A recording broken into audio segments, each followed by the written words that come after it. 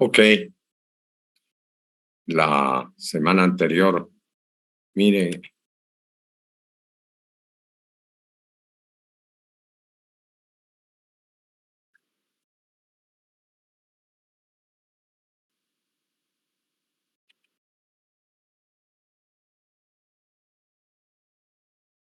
carajo, me atrasan 5 minutos siempre en la empezada de clase con sus benditas ingresadas. Así que la próxima clase a y media.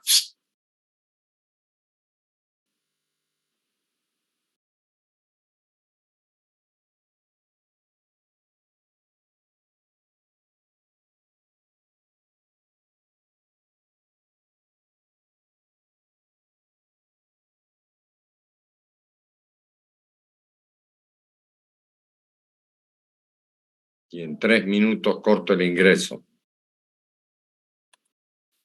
Bien.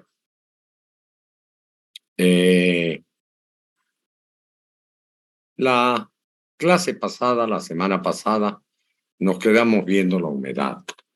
Como ustedes saben, la humedad puede o no existir dentro de la atmósfera. Puede ser que la atmósfera esté completamente seca. El hecho de que exista o no humedad no depende de nosotros, sino de que exista el recurso y que aparte del recurso exista la energía para que se produzca. Hay en muchos sitios donde hay suficiente energía para que las cosas se evaporen, pero no se evaporan. ¿Por qué? Porque no hay el recurso. Ok. Y lo primero que vimos es cómo medíamos, porque ustedes saben cuál es la presión de la atmósfera, Brenda. Alexander Angelo. Bueno, como estoy mal hoy día, ¿quién la sabe? 1013 milibares, doctor. No le he pedido en milibares, en newtons por metro cuadrado.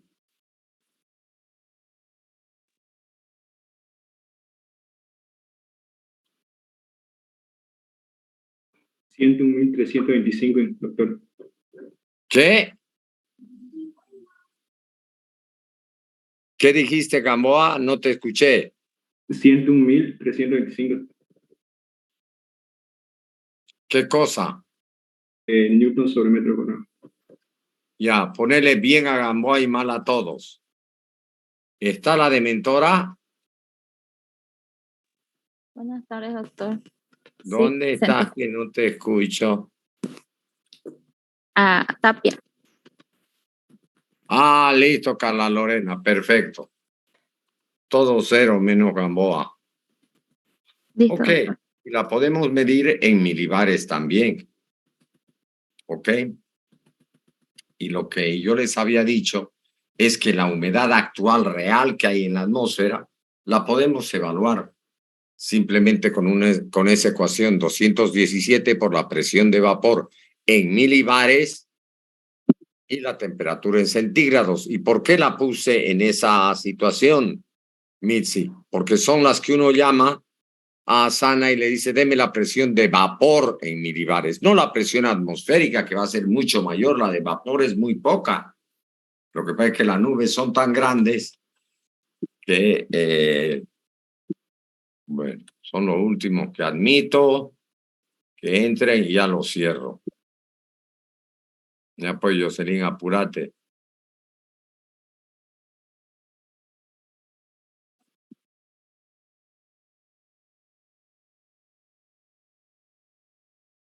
Ya lo cierro.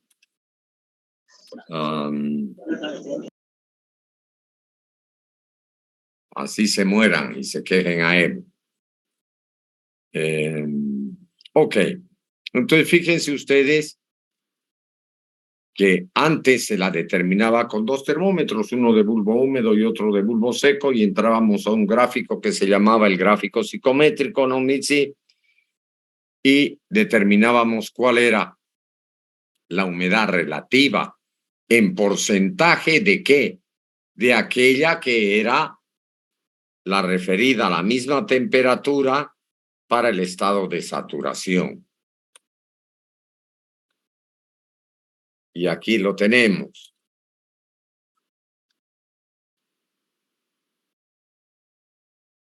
Bien, ¿no? Teníamos la temperatura de bulbo seco, la de bulbo húmedo, y prácticamente en ese punto teníamos la humedad relativa y no solo eso. Teníamos la absoluta, 9.8 gramos por kilogramo, y la presión de vapor, 1.6 kilonewtons por metro cuadrado. Esa es la presión de vapor, no la del aire, la parte de vapor que está en el aire. Ok. Ahora bien, si vamos a ver qué es presión de vapor, es la presión que ejercen esas partículas de vapor de agua presentes en el aire húmedo. Si es seco no va a haber presión de vapor. Entonces la presión de vapor, si la comparo con la saturada, como la relativa es un porcentaje de aquella que debiera haber la absoluta, entre la relativa y entre 100, al multiplicarla por el vapor de saturación y dividirla entre 100, voy a obtener la presión de vapor. De tal manera que si ustedes se van a las tablas que estén en los apuntes, a propósito me llama Eliana y me dice, doctor, ¿quieren seguir comprando los apuntes? Mire, le dije, ya déjelo hasta esta semana porque ya verdaderamente ni que fueran caros, como para trago encuentran plata.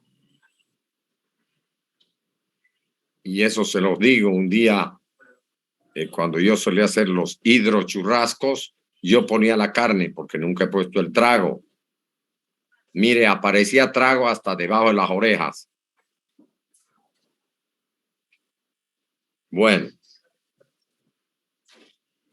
Entonces, fíjense ustedes que ya tenemos la presión de vapor y eso es muy importante. Ahora bien, la densidad específica del vapor de agua, todo esto va a rondar nuevamente sobre esa formulita que yo les había dicho antes, de que la presión va a ser igual a la densidad por la constante específica del gas, que en este caso es el aire, y por la temperatura. Ok, la densidad específica del vapor de agua es 0,622 por la presión del vapor dividida entre la constante del gas, que en este caso es el aire, y por la temperatura. La del aire seco va a ser esta. Esta es la de vapor. Si yo sumo la de vapor y la de aire seco, voy a obtener la presión total. Entonces, fíjense ustedes.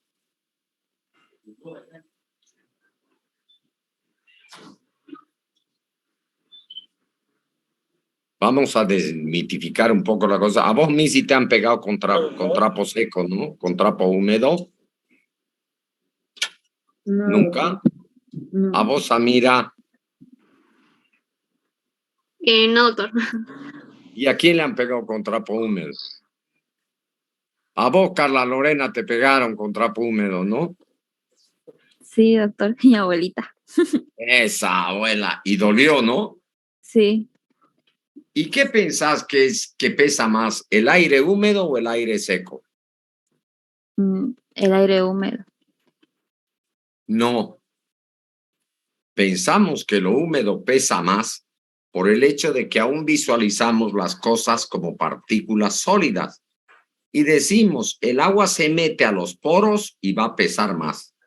En este caso del aire, la partícula de aire húmedo ocupa un mayor volumen que su equivalente de aire seco. Entonces va a ocupar un mayor volumen, el volumen va a ser menor, la masa es la misma porque no has cambiado la cantidad de materia, la densidad va a ser menor. ¿Ok? Entonces si me vas a pegar, que me tires un ladrillo húmedo, seco, va a ser lo mismo, pero si me vas a pegar con trapo que sea seco, ya se mira. Bueno, y mejor si no me pega.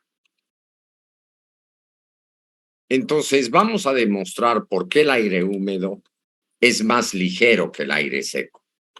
La densidad de un aire que tiene humedad va a ser igual a la masa de vapor de agua más la masa de aire seco que contiene. porque ese aire que tiene vapor de agua más aire seco. Entonces va a ser la suma de estas dos. Ok, si yo le llamo P sub AH a la presión del aire húmedo, asumiendo que sea húmedo, yo voy a obtener que la densidad del aire seco es esta de aquí. Poniéndolo todo en función del aire húmedo, esta RG es la constante específica del gas, por eso no pongo R. Fíjense, si no tiene humedad, este término va a ser 0, pero inmediatamente empieza a tener humedad y esa humedad va a ejercer una cierta presión, este valor de aquí empieza a disminuir. Y esto ya no va a ser aire seco, va a ser aire con humedad. Entonces el aire húmedo es más ligero que el aire seco. ¿Ok? Bien. ¿Qué es el punto de rocío? Muchos lo hemos escuchado. El punto de rocío no es nada más que cuando, fíjense, aquí tengo la presión por la temperatura del agua en cualquiera de sus estados y aquí tengo la curvita. Aquí está en fase de vapor. Cuando yo enfrío esa fase de vapor sin cambiarle su contenido de aire, hasta este punto, aquí cambia de estado.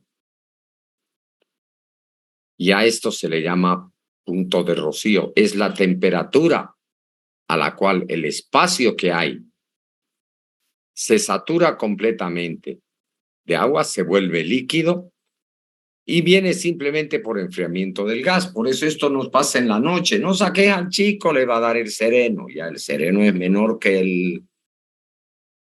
el rocío, pero en la mañana nos levantamos y vemos hasta el pasto en nuestra casa completamente mojado o el patio. Entonces, fíjense ustedes que quiero que visualicen estos conceptos. Cuando algo se va a evaporar, es decir, pasar de líquido a vapor, y cuando algo se va a condensar, va a pasar de vapor a líquido. Cuando pasa de vapor a líquido, se evapora, se vaporiza. ¿Qué hace? Remueve el calor que hay en el medio ambiente y se calienta. Y eso le permite pasar de vapor a líquido. Se está evaporando. Fíjense aquí, tiene que subir la temperatura. Pero si quiero que se condense, ese vapor que se convierta a líquido, va a tener que aportar calor. ¿Quién aporta calor? El medio aporta calor. La partícula va aportando calor a sus vecinos, se va deshaciendo del calor. Cuando yo aporto calor, yo me enfrío. Cuando remuevo calor, le chupo calor a las personas que están a mi alrededor. Las que están a mi alrededor se enfrían en beneficio de que yo reciba calor. Ese es el proceso termodinámico. Entonces, en la vaporización, yo remuevo calor. Cuando me evaporo, yo obtengo líquido que se evapora. La partícula de vapor remueve calor de sus vecinos, se calienta y se evapora. Y cuando me condenso, pierdo calor. Yo aporto calor a mis vecinos porque me estoy enfriando y obtengo ese vapor que se condensa, se vuelve líquido. Y en esos procesos, esa energía, ese calor que yo aporto o que remuevo, ¿ok? Va a ser la cantidad de calor absorbido, ya les dije, por unidad de masa de sustancia, sin que cambie la temperatura al pasar de líquido a vapor. O sea, cuando se evaporan, algo que pasa de líquido a vapor lo hace sin cambiar de temperatura, porque he llegado a aportar el calor latente vaporización. Cuando algo se funde, pasa de sólido, como ser el hielo, a agua líquida, a la misma temperatura, porque es simplemente calor de fusión.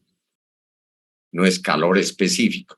Y el calor latente de sublimación, cuando paso de sólido a vapor sin pasar por el estado líquido. Eso lo tienen que tener clarísimo. Por favor, el calor latente es el que cambia de estado y el específico es el que simplemente nos aumenta en 1 grado nuestra temperatura en el estado en que estamos. ¿Ok? Martínez Pacheco, no te durmas, te van a poner una cabecerita virtual para que no te chafee la ñata. ¿Ah? Ok. Bien. Con esto hemos visto este pequeño capítulo de humedad, simplemente para recordarnos de que este medio que nos rodea guarda humedad, retiene calor. Por eso es que una vez que se enfría, estamos aquí en mangas de camisa. Si estuviéramos en Cochabamba, ya estuviéramos buscando chompita. En Sucre peor, en La Paz lo mejor. A orillas del lago Titicaca ya estuviéramos con chamarrita. Y le vamos a echar un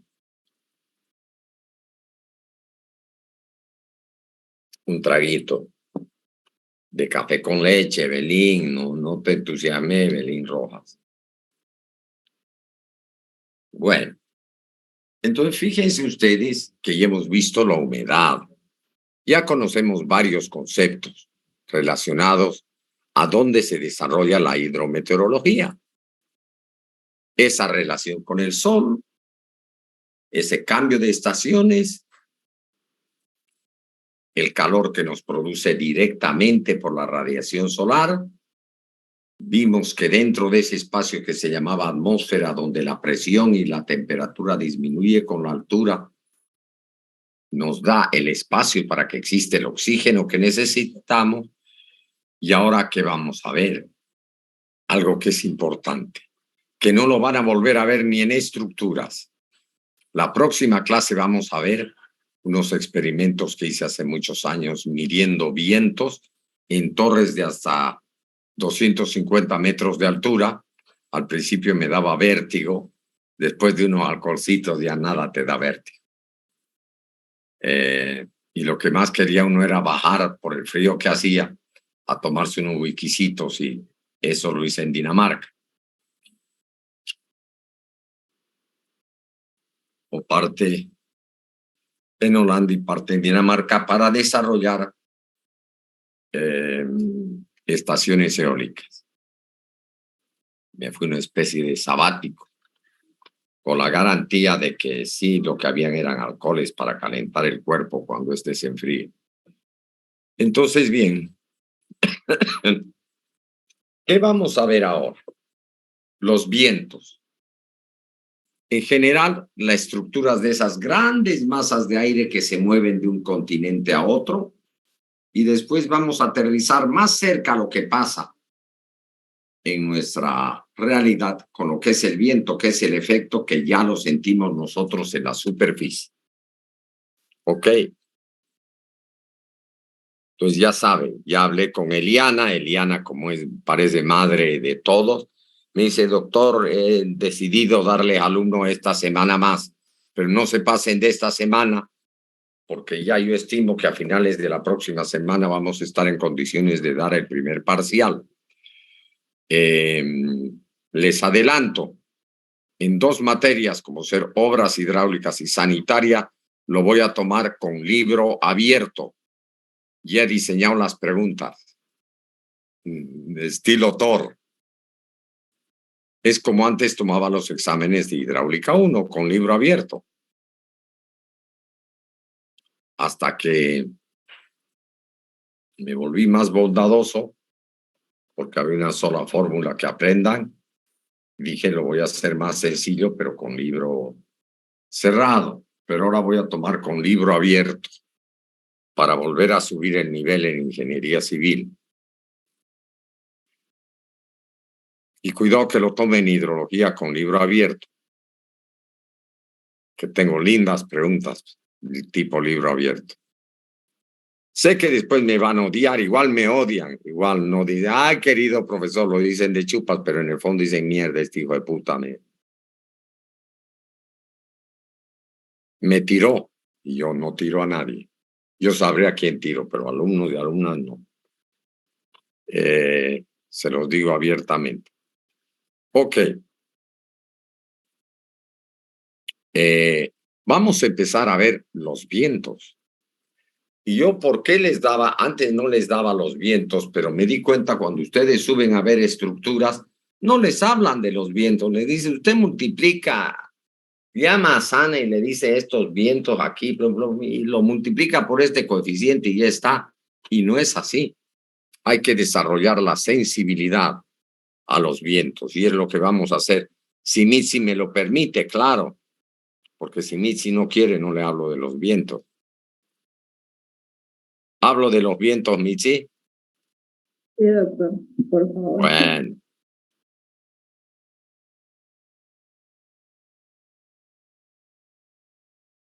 Bien, vamos a hablar de los vientos y cómo circula la atmósfera.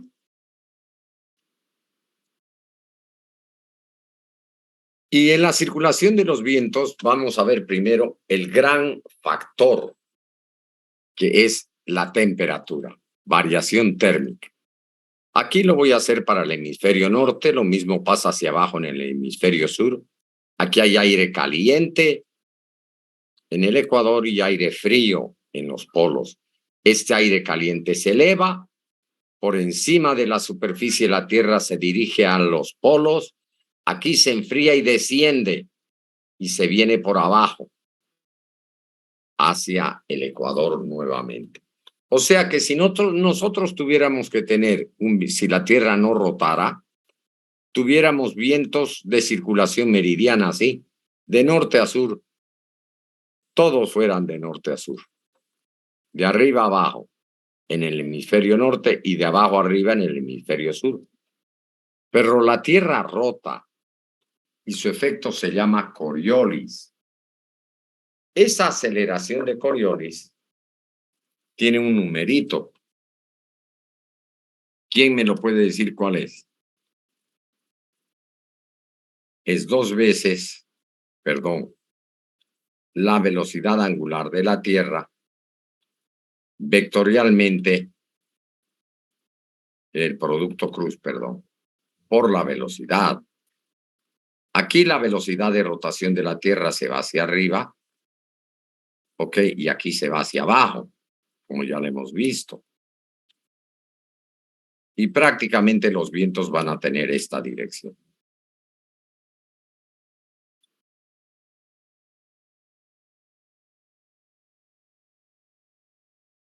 Como aquí tengo que llevar el vector W sobre el B, aquí todo se me va a deflectar hacia la derecha por el efecto Coriolis.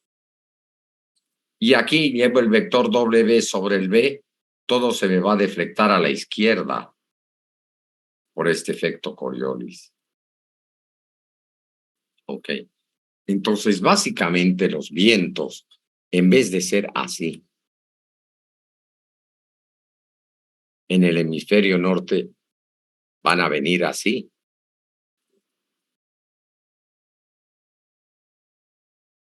Y en el sur, en vez de ser así, como se han deflectado hacia la izquierda, me van a venir así.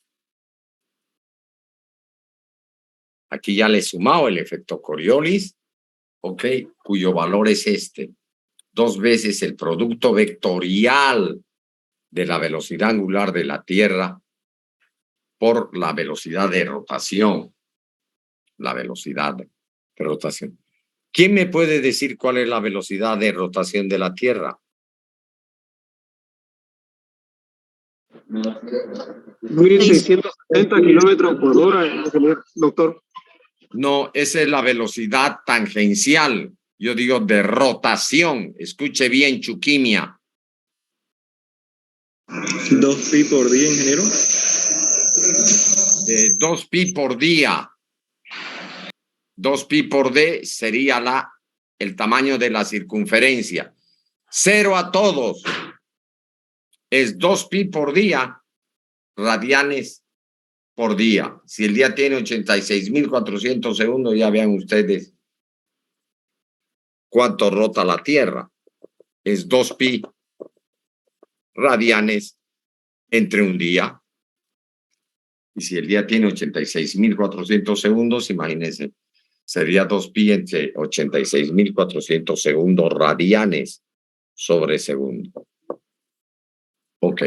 Y la velocidad tangencial, como decía Chuquimia, son unos 1.600 y pico kilómetros por hora, pero que nosotros no lo sentimos. Esa es la velocidad V, no V, que es la velocidad de rotación. Eso es lo que dice Chuquimia.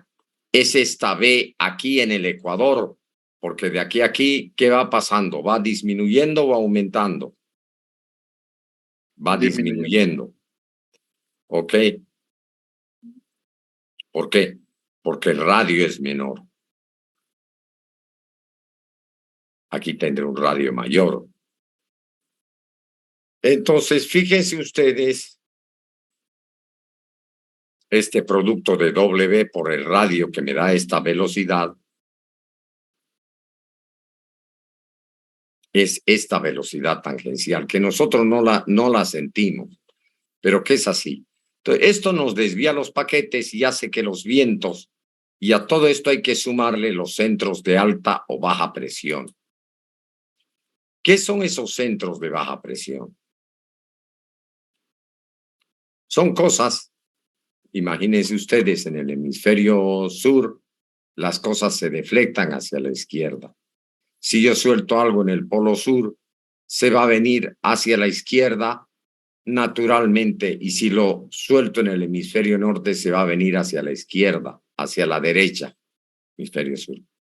Esta es la fuerza por unidad de masa, que ya es la aceleración de Coriolis o la fuerza de Coriolis 2 veces el producto escalaria de la velocidad rotacional por la velocidad tangencial, los 1.600 kilómetros que decía nuestro compañero, por el seno de ¿qué? De la latitud. Ok, esta es la fuerza de Coriolis, la fuerza con la que nos desviamos de un lado al otro. ¿Qué son los centros de presión? En el hemisferio norte, la Tierra desvía los vientos, haciendo que en un centro de alta presión giren en sentido de las manillas del reloj. Es decir, que nos agarran el viento de arriba y lo tiran hacia abajo y decimos que es algo convergente, converge hacia abajo. Nos trae el aire frío de arriba y nos lo esparce hacia abajo. Y el centro de baja presión nos chupa el aire caliente de abajo y nos lo lleva hacia arriba. Signo de mal tiempo. En el hemisferio norte, los centros de alta presión serán horario y los de baja presión antihorario. Y de manera conversiva, en el hemisferio sur, los centros de alta presión son antihorario y los de baja presión o ciclones antihorario. Y los vientos, fíjense ustedes, van circulando debido a esos centros de presión. Aquí tengo una baja presión, una alta presión, una baja presión y una alta presión, ubicados casi a 30 grados cada uno. Se divide en 30 grados. Aquí tengo uno de baja presión. Los vientos son convergentes, se van hacia arriba. Un centro de alta presión divergentes y un centro de alta presión nuevamente con otro centro de baja presión convergentes, y los centros de alta presión aquí divergentes son locales que están ubicados sobre los polos. Entonces, tienen estas direcciones los vientos. En el hemisferio norte tendremos que su dirección es este-noreste en estos 30 grados. Aquí va a ser sureste, nos vienen del sureste, y aquí este-noreste otra vez, y de manera inversa en el hemisferio sur. Y esta baja presión de las zonas ecuatoriales se llama zona de calmas. Si Cristóbal Colón se metía por aquí, nunca llegaba a Sudamérica. Los vikingos llegaban por aquí porque los favorecían los vientos del este. Los del este los empujaban hacia esos lados. Por eso que existe la hipótesis de que llegaron antes que Cristóbal Colón a América. Ok, pues fíjense cómo está la estructura de los vientos. Nos forman celdas justamente los centros locales de alta presión que se van alternando. 0 en el Ecuador a 30 grados alta presión, a los 60 grados baja presión, a los 90 grados una alta presión. Y eso es lo que hace que nos cambie de dirección los vientos. ¿Y por qué los vientos tendrán dirección norte en nosotros que estamos por debajo del Ecuador? Por una zona que se llama zona de interconvergencia tropical, que es como si el Ecuador se desplazara hacia unos 30 grados de latitud sur y los vientos del norte se desplazaran también y tuvieran esa dirección noreste. Es por eso que durante nuestro verano o el verano del hemisferio norte se desplazan esos vientos y son los que generan los tornados, huracanes, etcétera. Un tornado y un huracán es lo mismo, porque el huracán ya rota a velocidad más grande, ya no hay quien lo aguante. Bien, nos vamos a desconectar para ver la última parte importante de la estructura general de los vientos. La próxima clase lo vamos a ver más de cerquita, con mediciones. Ok, entonces fíjense ustedes que los vientos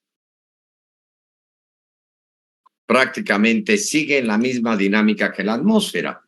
Esas grandes masas de aire se mueven por diferencias de temperatura. Y esa diferencia de temperatura o diferencias de presión hacen que nosotros lo sintamos de una u otra manera.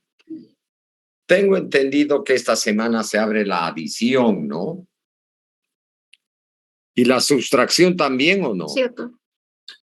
También la pueden sacar la materia, ¿no? Sí, doctor. Sí, doctor. ¿Y cuántos la van a sacar? No puede que ser macho hasta el final. Bueno, acabo de hablar con Eliana y me dice que les da una semana más. Cuidadito que les dé libro abierto y vaya yo con mi lista para ver quién es y con mi abogado al lado, por supuesto. Y lo voy a hacer, así como me exigen a mí cumplir la ley, se la voy a exigir. ¿Cuándo le vendí a usted el libro, señor? Mire, a mí me lo regaló mi amiguita fulana de tal. Ah, su amiguita y usted. Y mi abogado va a estar, le va a picar la mano derecha. Lo mismo que con las licencias de internet. Bien.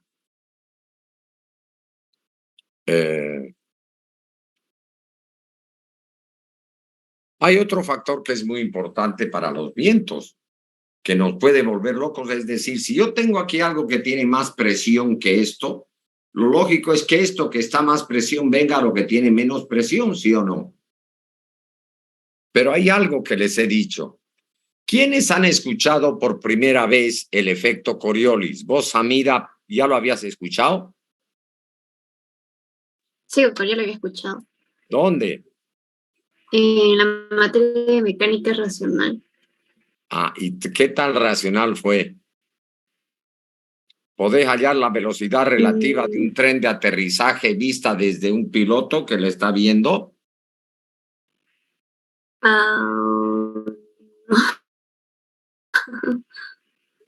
Anda a matarlo al de mecánica racional. Son de irracionales.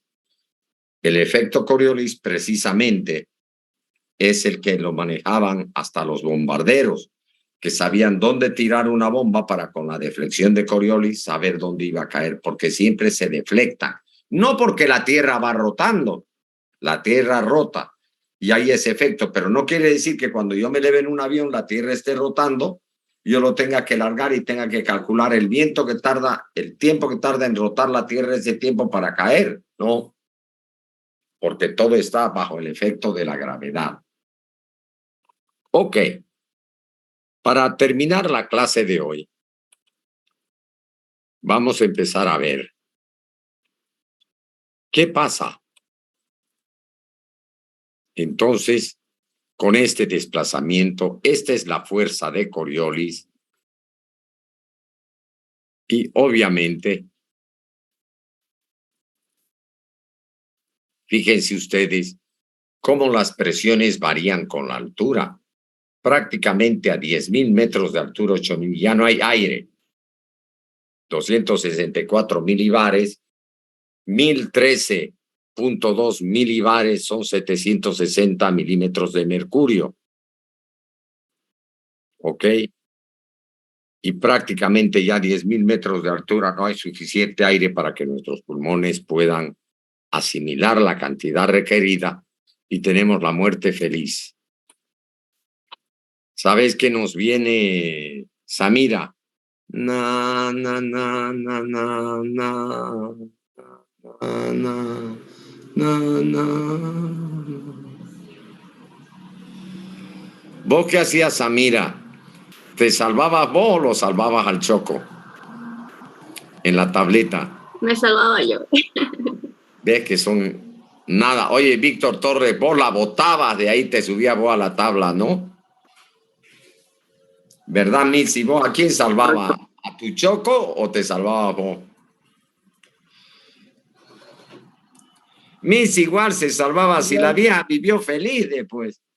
Pues de eso, ¿qué le importaba el que se había muerto? ¿No, Lidia? ¿Vos te salvabas, no, Lidia? Sí, yo me salvaba. Ah, pues ya sabes. Abajo, caramba, me supo yo. Se murió la vieja esta. Se congeló. ¿Quién te iba a decir algo ahí? Nadie se iba a dar cuenta. Solo tu conciencia. Ese es el problema. La conciencia. ¿Cómo le pesaría a esa mujer la conciencia de no haberle cedido al Choquito un espacio para que no? Le pesó tanto la conciencia que la había. Por eso vivió harto, para sufrir harto. ¿Cómo le dolería la conciencia, no? Bueno, bien, pues fíjense que con la altura disminuye la presión y que hay circulación del aire en sentido vertical, que no lo sentimos porque se mueve muy lentamente. Lo que sentimos es el horizontal, el que nos azota.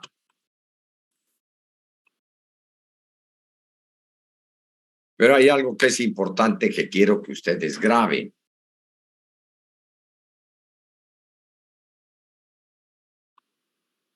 Hay algo que se llama gradiente barométrico. ¿Qué es un gradiente? Es la variación de una variable en forma lineal. En una dirección. No lineal. Brenda Núñez. Ponele 5 puntos a Brenda Núñez. En una dirección. No solamente lineal. En una dirección. Eso es lo que por definición es una gradiente.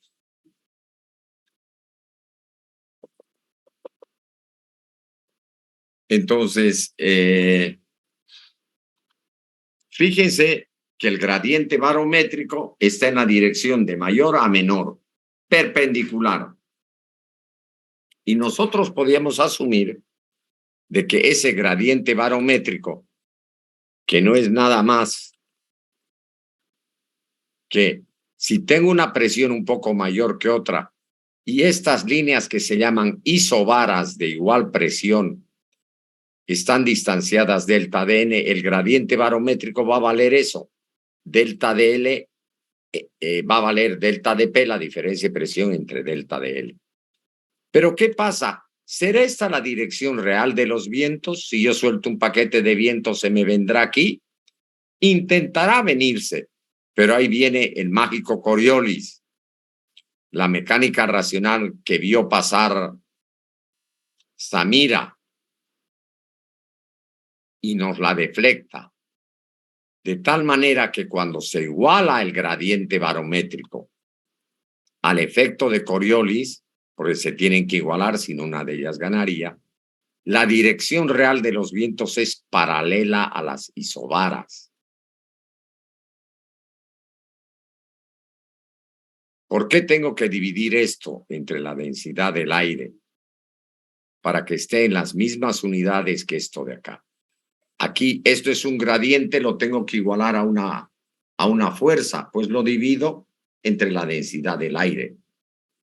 Y esta es la fuerza de Coriolis. Se tienen que igualar y yo puedo obtener la velocidad del viento conociendo la gradiente, la densidad del aire, que la puedo conocer, que va variando con la altura, velocidad de rotación de la Tierra y el lugar donde me encuentre, porque este es el seno de la latitud. Y este va a ser paralelo a las isobaras. Aquí tienen ustedes un plano sacado del Weather Channel, donde fíjense en nuestro hemisferio sur, los centros de alta presión no giran en sentido de las agujas del reloj, sino al revés, porque estamos en el hemisferio sur. Los vientos van a tener esta dirección, paralelo a las isobaras. Aquí las isobaras están bien juntitas. ¿Qué quiere decir? Que el viento aquí va a ser muy fuerte. Muy fuerte porque las isobaras están muy pegadas. Aquí igual van a girar en sentido contrario a las agujas del reloj. ¿Ok? Es por eso que cuando tiene un mapa de isobaras, ese es un centro de baja presión. Aquí hay una gran inestabilidad que es la que nos entra por el Paraguay, ¿ok? Por el Uruguay, Paraguay y se nos entra al sur de Bolivia. Inestabilidad al sur del país. Todas nos entran por aquí, por Yacuiba. Y todo eso nos llueve.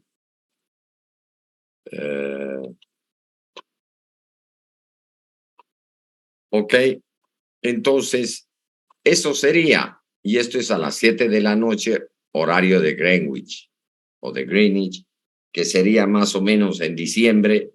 Allí están en invierno, son 4 horas de diferencia. Serían las 3 de la tarde, hora boliviana, son las 9 de la noche, hora de Greenwich. Ok,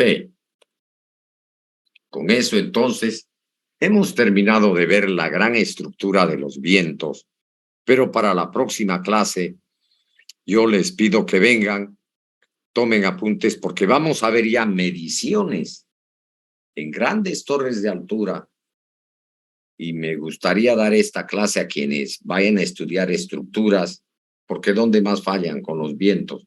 Un año se cayó un techo en la universidad y fue succión del viento. No fue la carga del peso de la estructura, porque el viento te lo puede sumir o te lo puede succionar.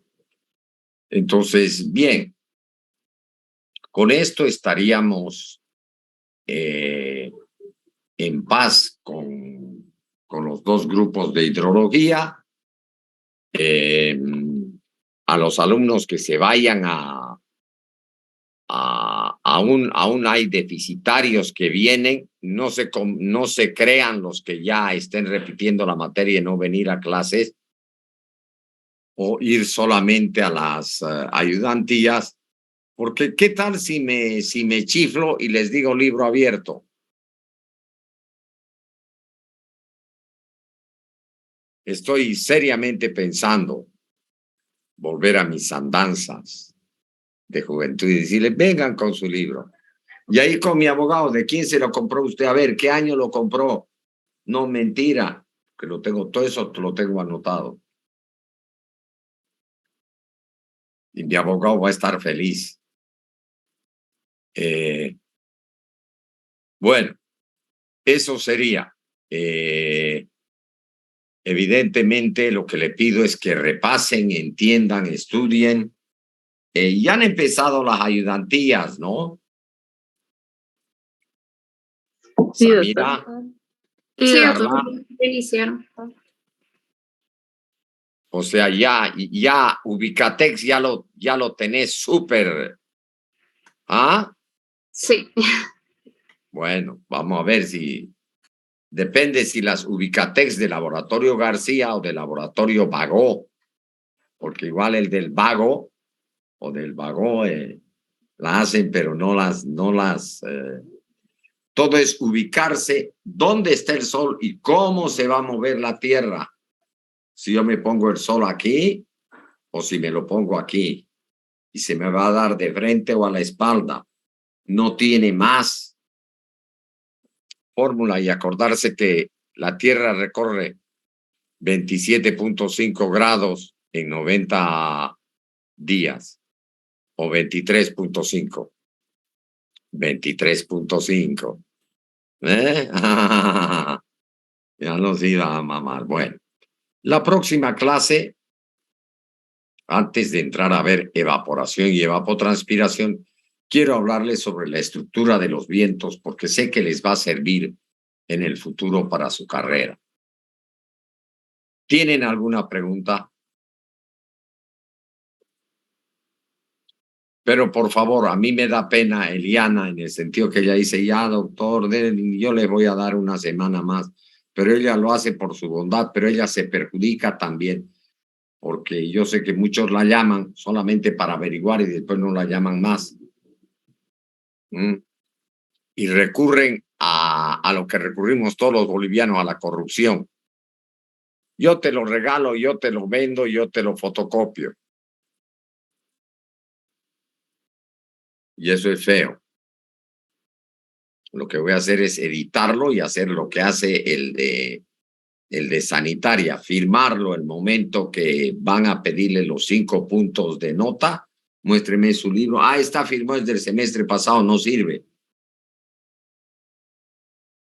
Porque eso es lo que él hace. Ok, bien, y no son caros para el esfuerzo que se ha hecho de tenerlo. Y es algo que les va a servir.